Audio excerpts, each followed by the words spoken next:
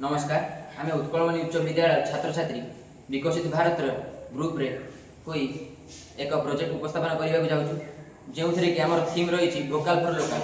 मु सौम्यरंजन दास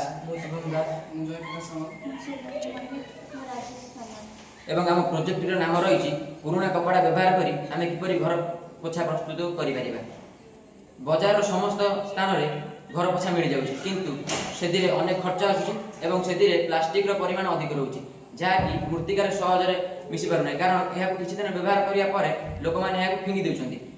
एडा मृत्तिकार मिसवा न मिसबार प्रकृति को प्रदूषण करुचे एवं गछलता ठीक से बढ़ी पारना।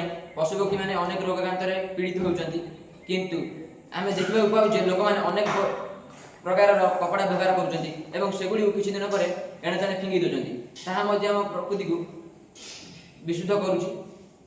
किंतु आम जदि से कपड़ा को काम लगाई एक घर पोछा प्रस्तुत करवा जहाँकि आम सामान्य काठ बेंट द्वारा लगे जहाँद्वारा कि आम जहाँद्वारा कि देखिपे आम किपर ये काठ बेंट लगे करूँ जहाँद्वारा कि आम घर मध्य पोछी पार देखिपे।